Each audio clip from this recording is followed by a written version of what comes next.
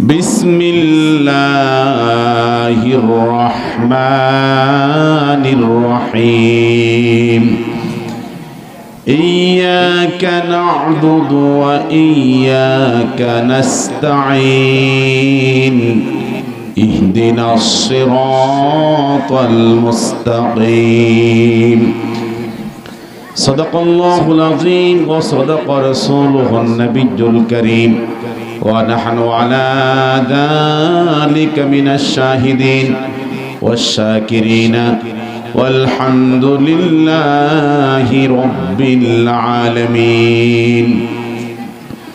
قال النبي صلى الله عليه وسلم إنما الأعمال بالنيات وإنما لامرئ ما نوى فمن كانت هجرته إلى الله ورسوله فهجرته إلى الله ورسوله ومن كانت هجرته إلى دنيا يصيبها أو إلى امرأة ينكحها فهجرته إلى ما هاجر إليه أو كما قال النبي صلى الله عليه وسلم.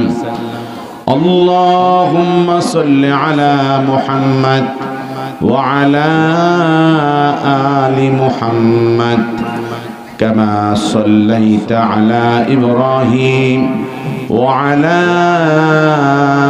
آل إبراهيم إنك حميد مجيد. اللهم بارك على محمد وعلى آل محمد كما باركت على إبراهيم وعلى آل إبراهيم إنك حميد مجيد.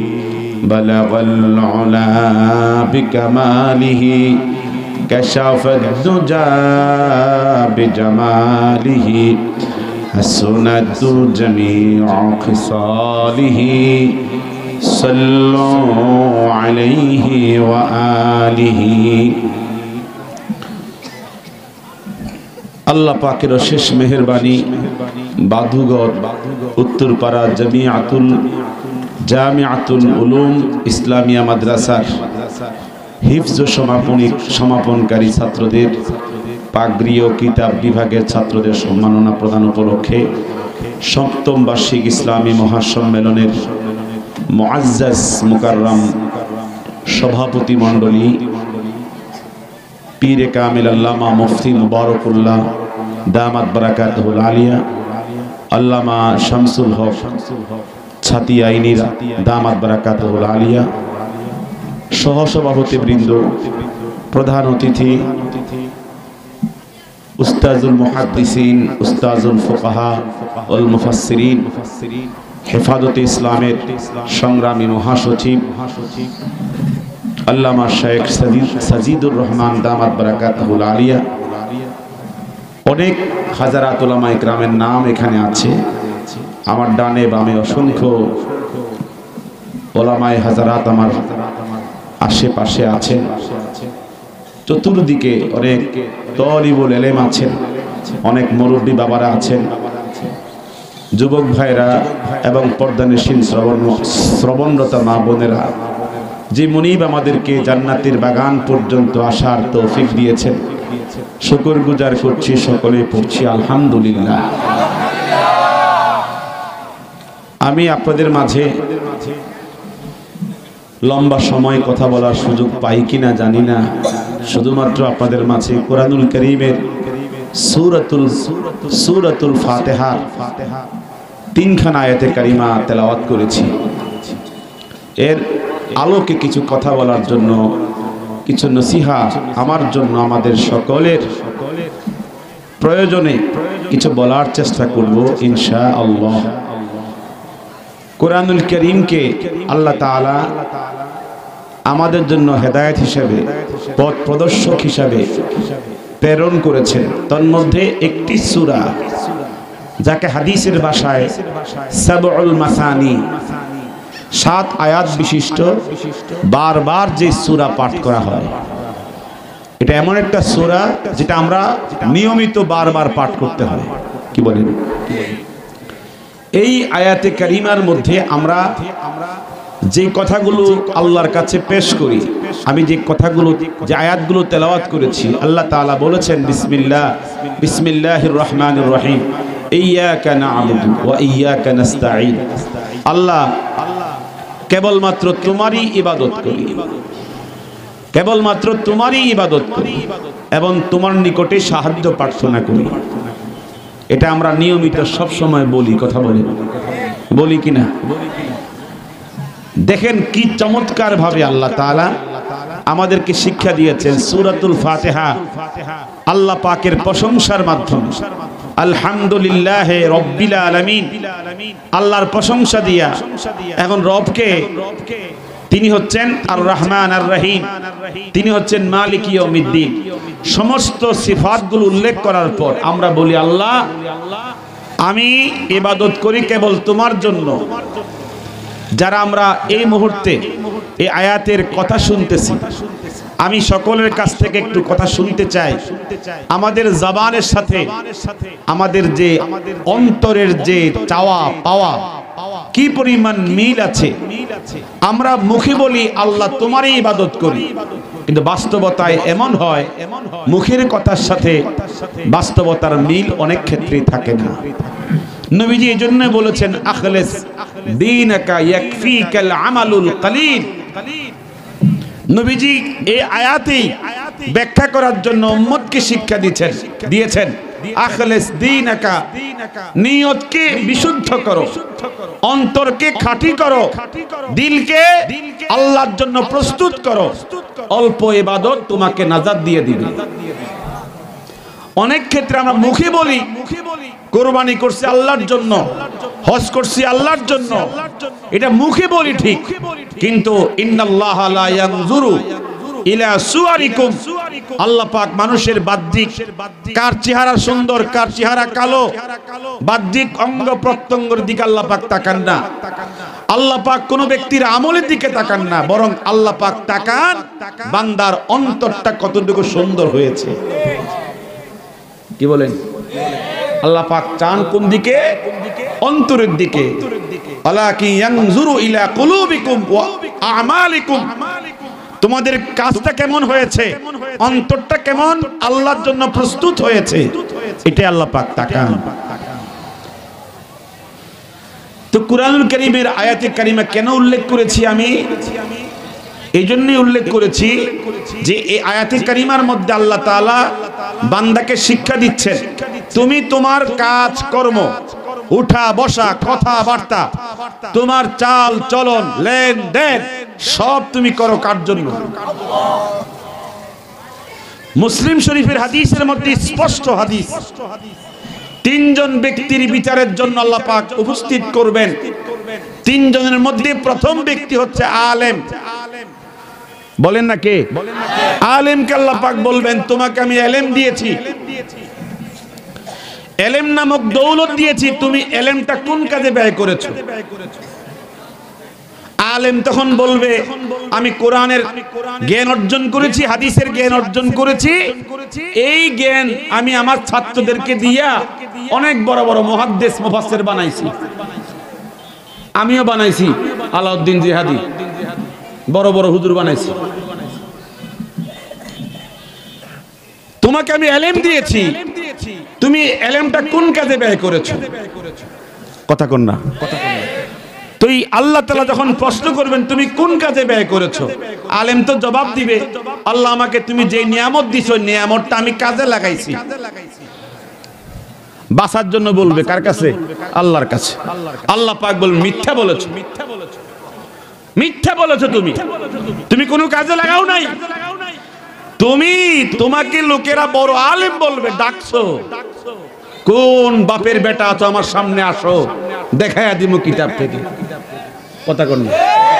এরকম বাহাদুরি বহু করেছো, নিজেকে বড় আলেম, বড় মুনাজির, বড় মুবাহিস সাব্যস্ত করার জন্য লড়াই করেছো, চোখে লাগে নাই বাপের মতো মুরব্বি বড় আলেম, চোখে লাগে নাই।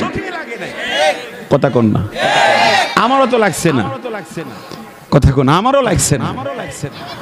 আসেন আমার সামনে আসেন, এবারত পড়তে পারবেন কিনা বুঝেন ভালো করে। এই সমস্ত হাক ডাক, এই জাতীয় যাদের অভ্যাস হাসরের মাঠে ধরা পড়ে যাবে। কথা কোন না, ধরা পড়বে না। আল্লাহ পাক বলেন মিথ্যা বলেছো, তুমি ইলম শিখেছো, লোকেরা তোমাকে বড় আলেম বলবে, এই উদ্দেশ্যে তুমি এই উদ্দেশ্য সফল করেছো। তাকে জাহান্নামে নিক্ষেপ করা হবে।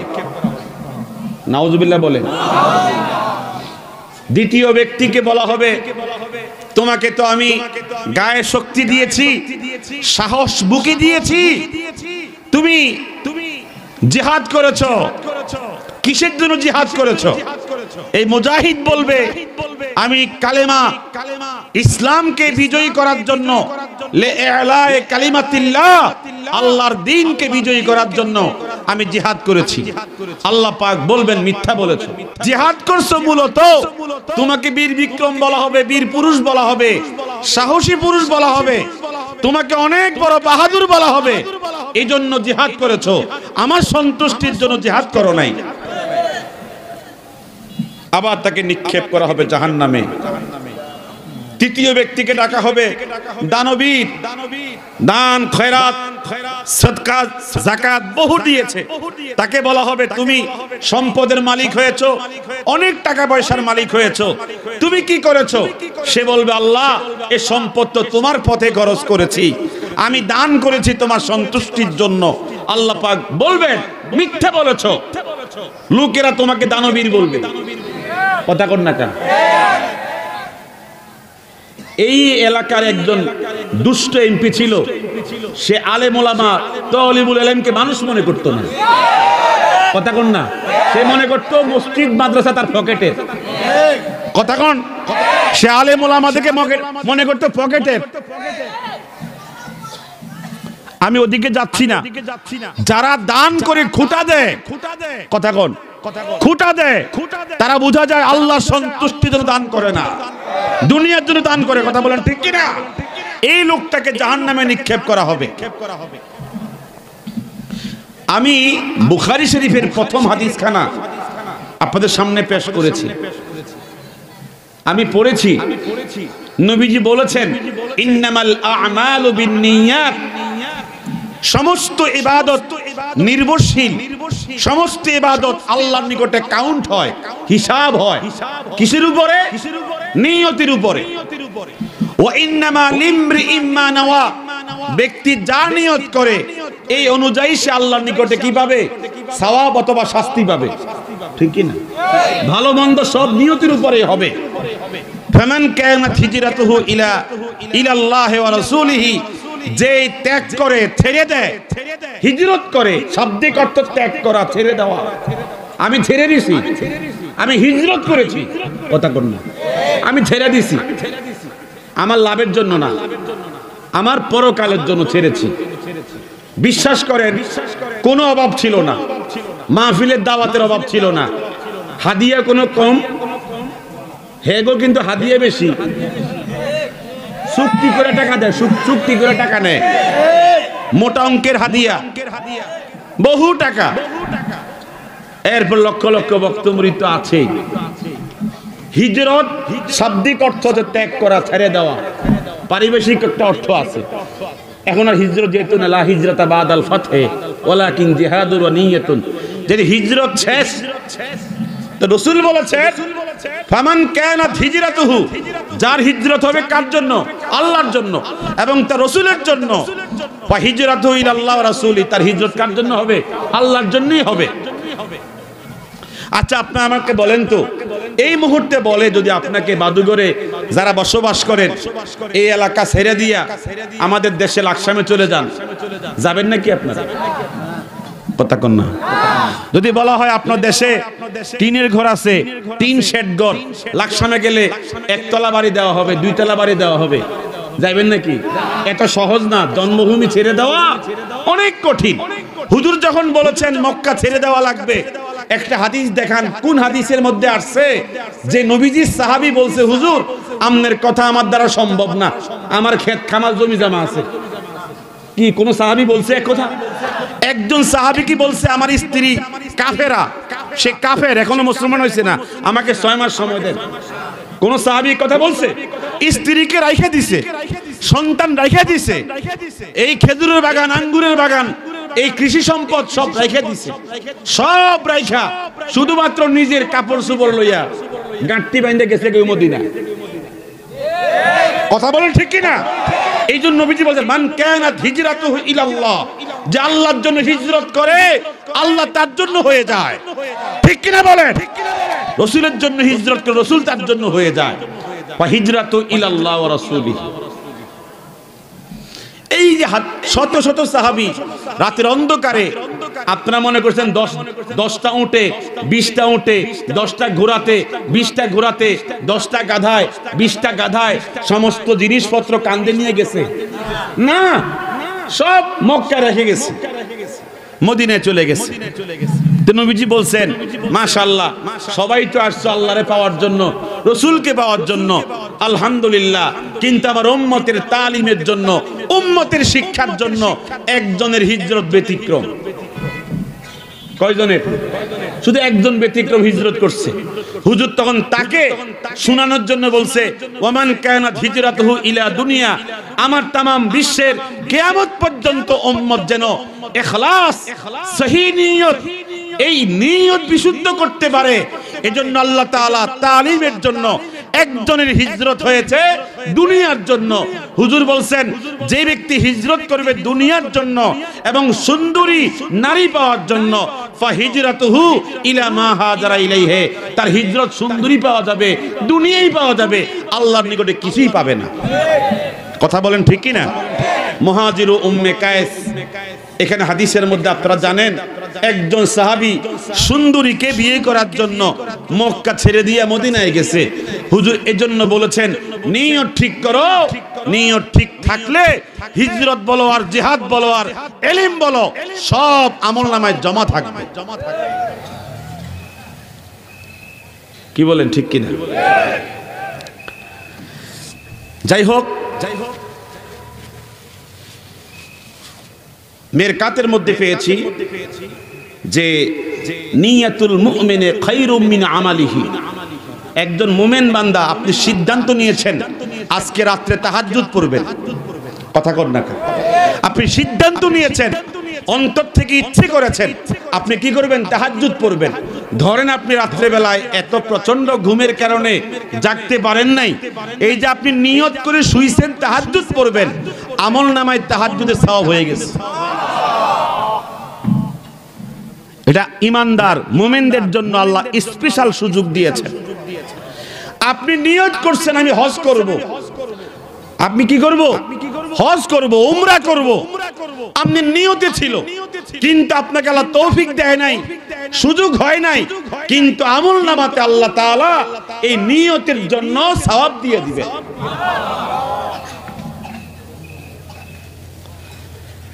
যাই হোক, নিয়ত কত দামি জিনিস।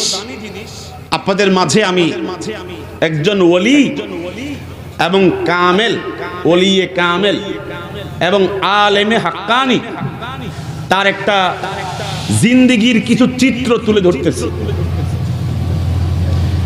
তার নাম ছিল জুনাইদ। নাম ছিল কি?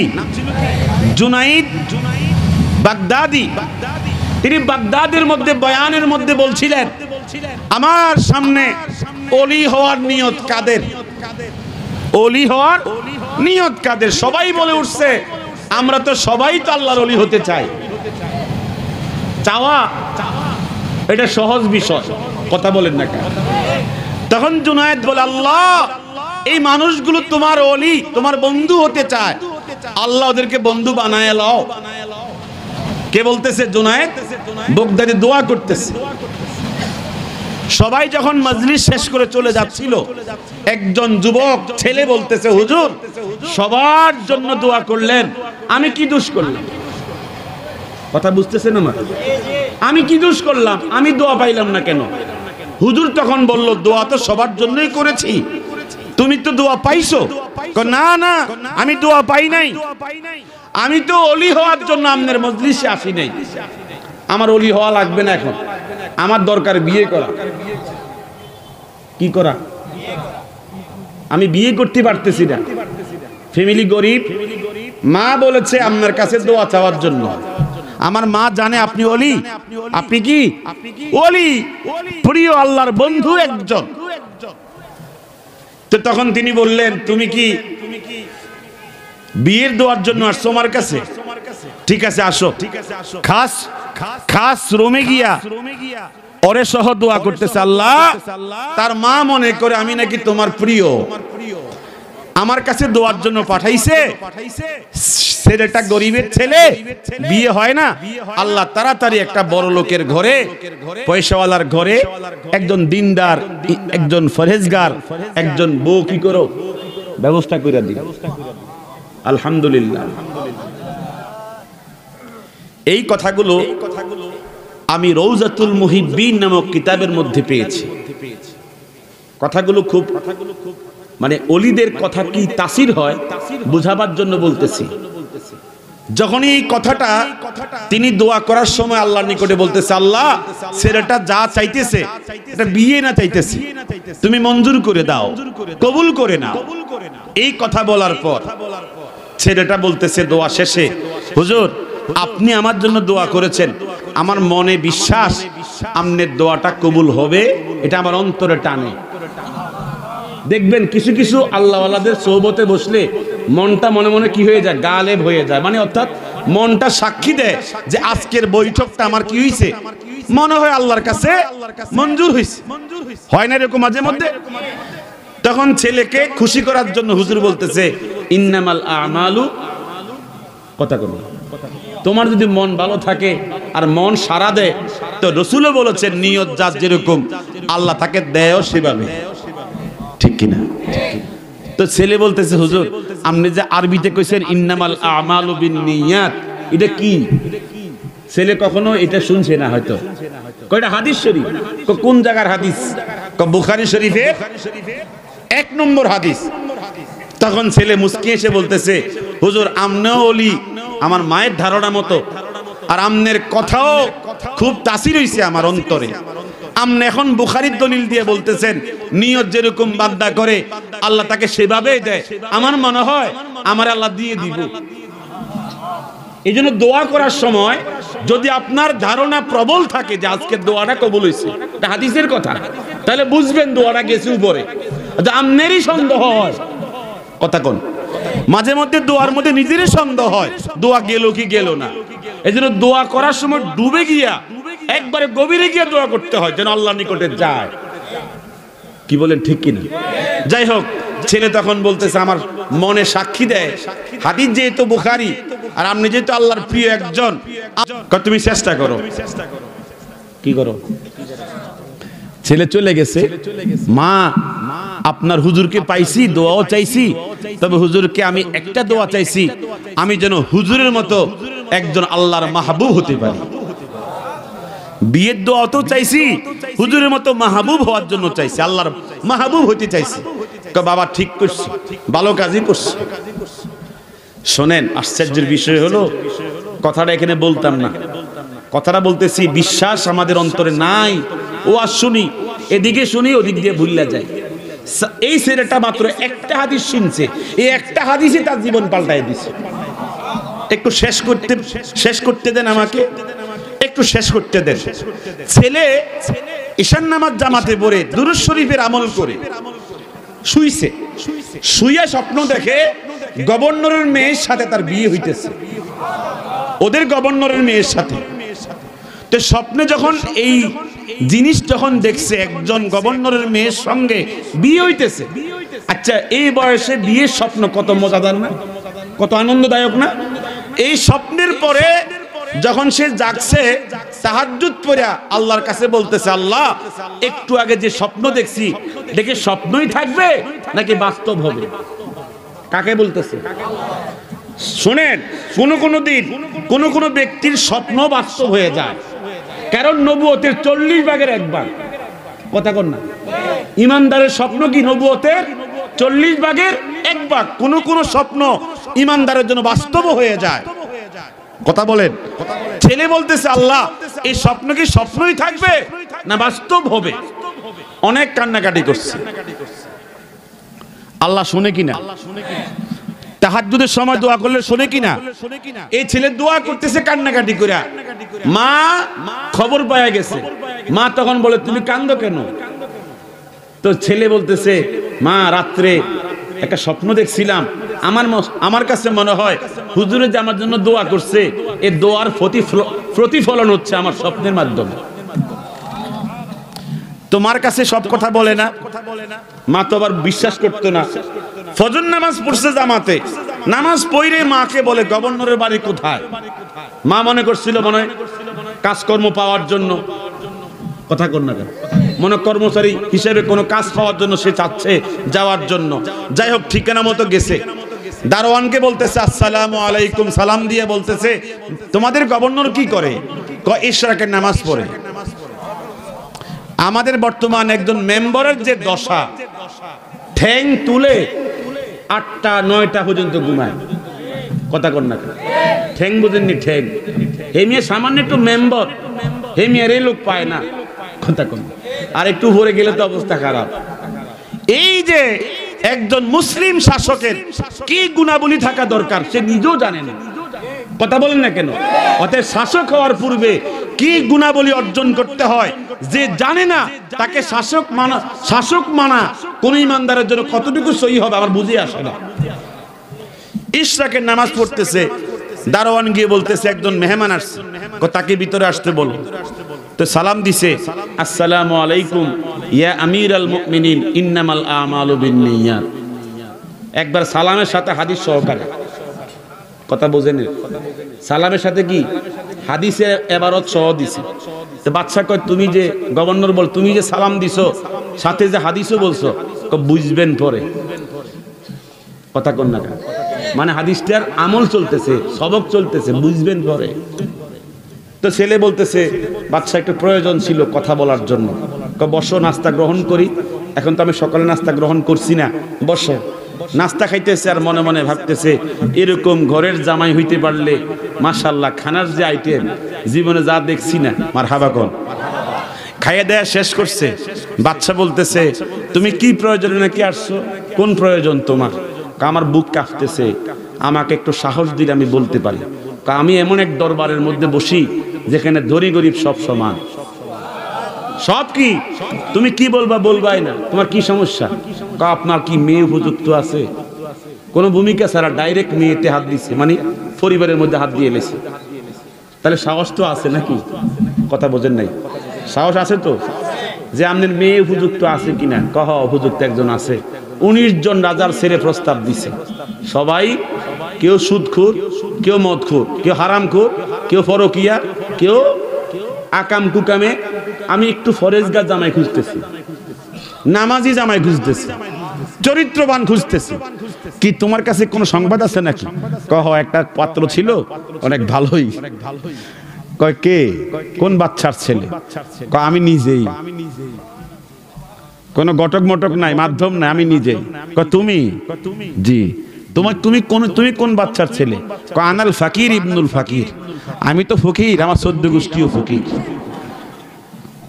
মোটামুটি কোয়ালিটি জানা হয়েছে। নামাজ পড়ো? জামাত মিস করি না। গরিব হতে পারি কিন্তু নামাজের জামাত ছোটে না। কত ছেলে আছে রিক্সা চালায়, অটো চালায়, জামাত ছোটে না। কথা কর না। কত রাস্তায় কাজ করে, এত প্রচন্ড গরমে কাজ করে, টাইম মতো মসজিদে হাজির হয়ে যায়। কত কোটিপতি আছে আপনার এসি রুমে অফিস করে, পাশে মসজিদ, আজানও শুনে না, জামাতও যায় না, নামাজ পড়ে না। কথা কোন ঠিক কিনা? এই ছেলেটা জবাব দিল আমি জামাত মিস করি না। বাচ্চা হিসাব মিলাইতেছে, তাহলে তো ঠিক আছে, আমি যা চাইতেছি তা তো তার ভিতরে আছে। তোমার উপার্জন কি? উপার্জন কি? কয় জঙ্গলে জঙ্গলে ঘুরে লাকড়ি সংগ্রহ করি। আমি একজন লাকড়ি মানে সংগ্রহকারী, মানে কাঠুরিয়া।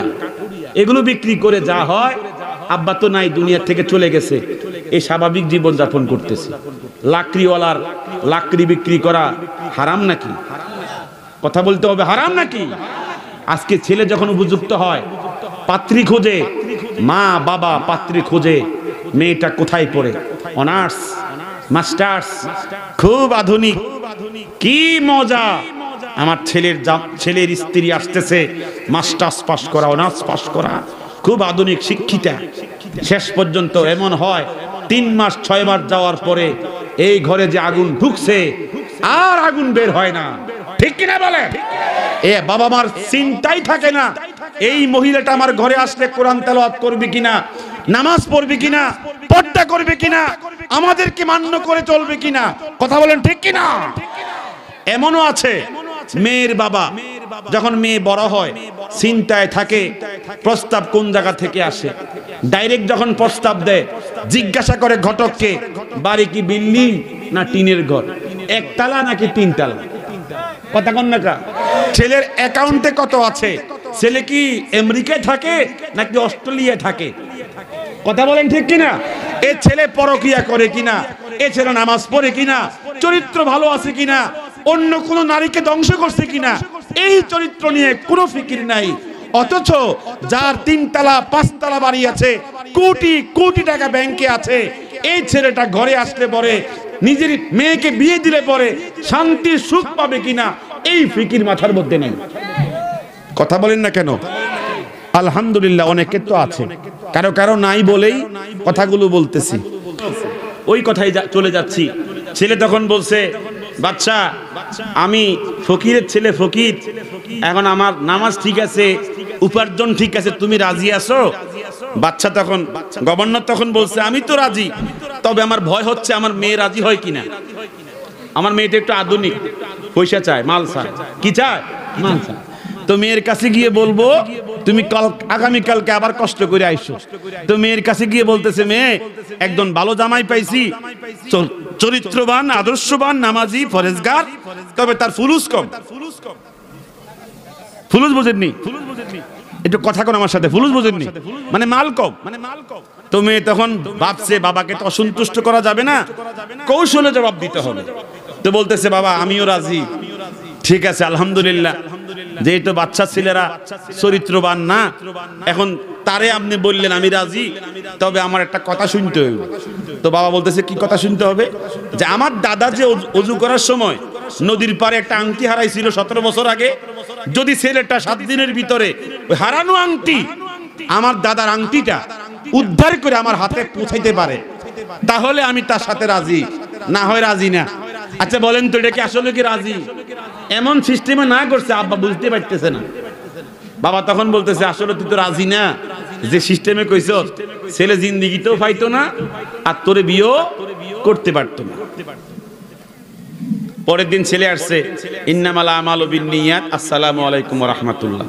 আগের দিন কইছে পরে, আজকে একবার আগেই দিয়েছি, হাদিসটা পাল্টাই দিয়েছি আর কি, একটু আগে দিয়ে। বাচ্চা বলতেছে, কিও আমার মেয়ে তো রাজি হয়ে গেছে। ছেলে তখন লাভ দিয়ে বলতেছে, ইন্নামাল আমালু বিন্নিয়াত, রাওয়াহুল বুখারী। মারহাবা কোন না কা? নিয়ত ঠিক, সব ঠিক, নিয়তে গন্ডগোল, সব গন্ডগোল। এই কথা বলার পরে ছেলে গিয়ে বলতেছে যে কোন দিন বিয়ে হবে? বাচ্চা তখন বলতেছে, আরে শোনো, বিয়ে তো হবে, কিন্তু আমার মেয়ে যেটা কাজ ধরায় দিছে তুমি পারিবানি। কি কাজ দিছে?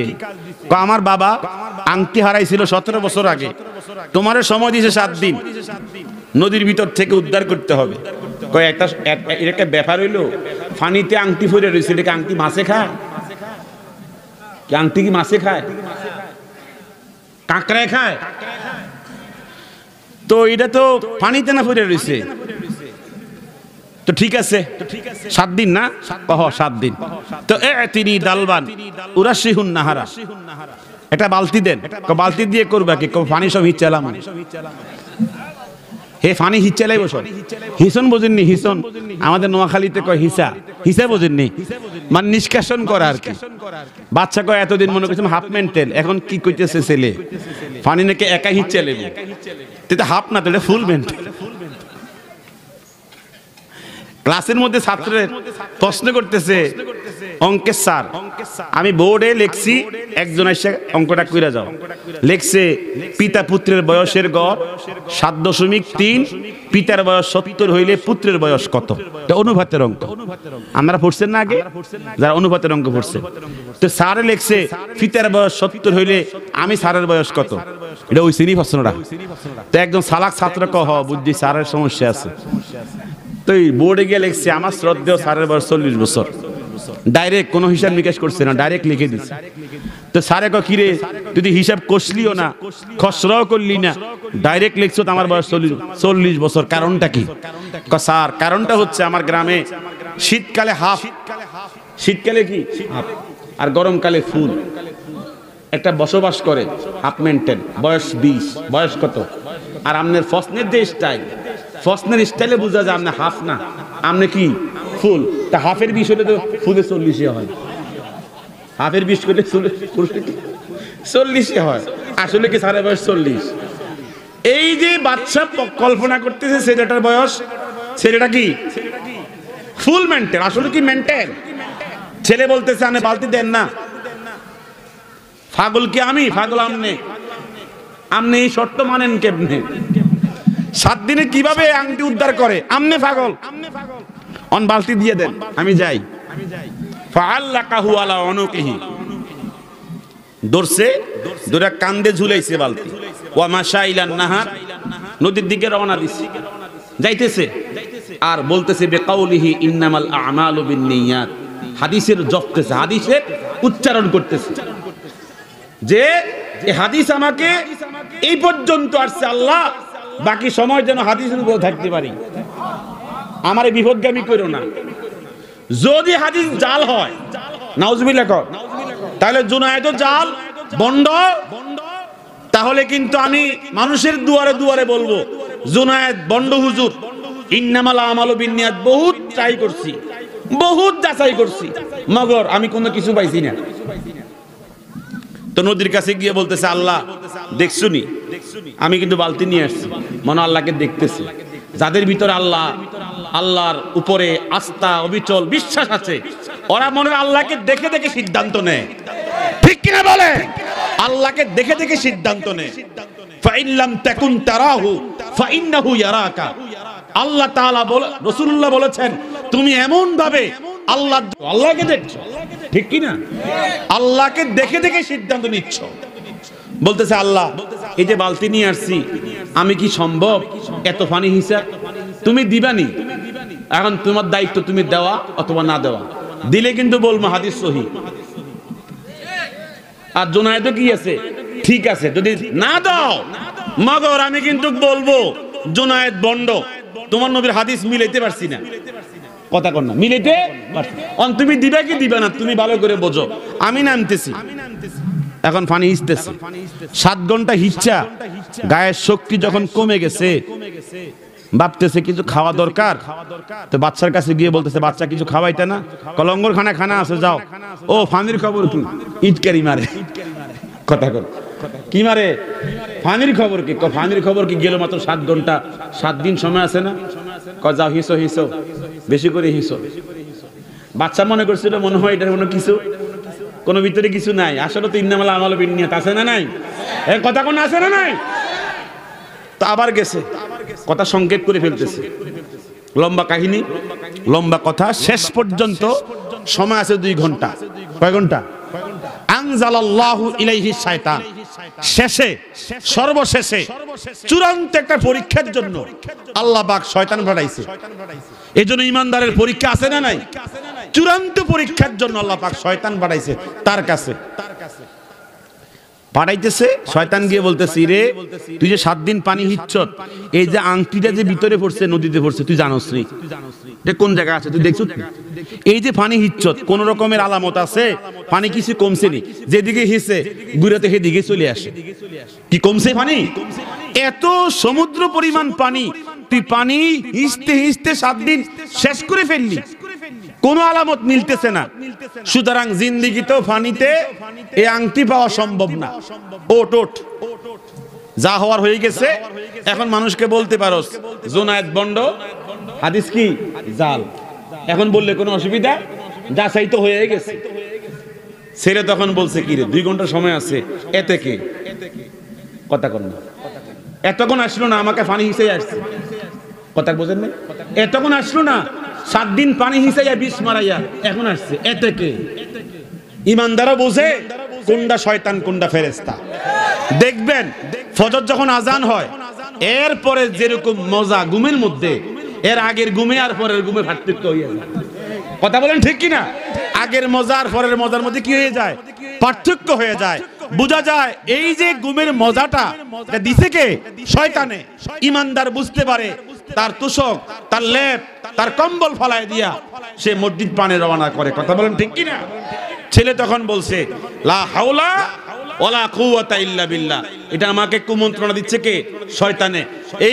এই দোয়া পড়লে শয়তান জাগাত থাকে, শয়তান পলায়। আল্লাহ তাআলা বলেন দেখছনি শেষ পরীক্ষাতেও আমার ছেলেটা, আমার যুবক, আমার বান্দা কি হয়ে গেছে? সফল হয়ে গেছে, শয়তান পরাস্ত হয়ে গেছে। ফেরেশতারা আর দরকার নাই, আর দেরি লাগে না। আল্লাহ তাআলা কোন আমলদার, কোন ওলি, কোন পীর, কোন আল্লাহওয়ালার মাধ্যমে অসম্ভব যখন সম্ভব করায়া দেয় তখন তার নাম হয়ে যায় কারামত, ঠিক কিনা বলেন? এজন্য আহলুস সুন্নাত ওয়াল জামাতের একটা আকীদা হচ্ছে কারামাতুল আউলিয়ায়ে হক, সমস্ত ওলিদের কারামত সত্য, ঠিক কিনা বলেন? তবে ওলি তাকবীর, দ্বীন ইসলাম, উলামা হক্কানি, নারায়ে তাকবীর। তবে ওলি হইতে হবে ওলিয়ে কামেল। যাই হোক, আমি যে কথা বলছিলাম, ছেলেটা আংটি তো পাওয়ার জন্যই কষ্ট করতেছিল নাকি? তা আল্লাহ তাআলা তো বলতেছে এখন আর ছেলেকে নিরাশ করা যাবে না, নিরাশ করা যাবে না। আল্লাহ তাআলা অসম্ভবকে সম্ভব করতে সময় লাগে। এখন আংটি উঠছে নদীর উপরে বালতির ভিতরে, এর উপরে যখন পড়ছে পূর্ণিমার চাঁদের উপরে আংটি ঝকঝক ঝকঝক করে হাসতেছে। আংটি ধইরা ছেলে চুমা খাইতেছে আর বলতেছে তুই আমার স্বপ্ন, তুই ইন্নামাল আমালু বিন্নিয়াত। অবিশ্বাস্য ঘটনা। দৌড়ে গেছে বাচ্চার কাছে, বাচ্চা এটা নিয়ে আপনার বাবার আংটি। তাই না? তাই তো। এতক্ষণ ছিল তার কাছে কিছুটা সন্দেহ, এখন টপ টু বটম তাকায়া দেখে পুরা চেহারা, তার বডি স্ট্রাকচার বলে সে আল্লাহর ওলি। বলেন আলহামদুলিল্লাহ। তো বাচ্চা কয় মাশাআল্লাহ, তুই যে ওলি, কোনো সন্দেহ? যা, আমি জামাই পাইছি একটা, কামের কাম হইছে। 1 মাসের আগে বিয়ে হয়ে যাবে, বিশাল এলান, বিশাল আয়োজন। বিয়ের দিন সে বলতেছে বাচ্চা তোমার মেয়ে বিয়ে আজকে করার আমার সময় নাই, আমি জুনায়েদের মতো আল্লাহর ওলি হওয়া পর্যন্ত এই দুনিয়াদারির মধ্যে ঢুকতাম না। শেরওয়ানি খুলেছে, মুকুট খুলেছে, খুলে সব রেখে দিয়ে বলতেছে আমি তো হুজুরের কাছে বলছিলাম বিয়ের দোয়া চাইছিলাম, বিয়ের দোয়া তো ডাইরেক্ট কবুল হয়ে গেছে, আরেক দোয়া বাকি রয়েছে এখনো, আমি যেন তার মতো ওলি হতে পারি, তার সোহবতে, তার সাথে থেকে আমি যেন বাকি জিন্দেগি কাটাইয়া আমি আল্লাহর প্রিয় ভাজন হতে পারি। বলেন না আলহামদুলিল্লাহ। যাক, লম্বা কাহিনী বললাম না, আমি নিয়তের উপরে কথা টানছিলাম।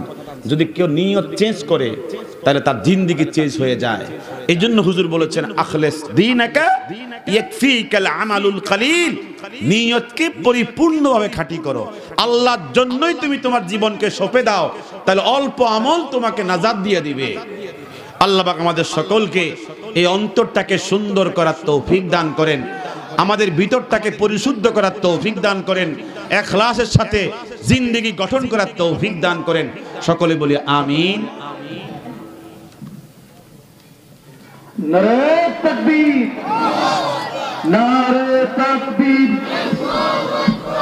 আল্লামা ফরিদউদ্দিন আল মুবারক সাহেবের আগমন, আল্লামা ফরিদউদ্দিন আল মুবারক সাহেবের আগমন। বাদুগরের পক্ষ থেকে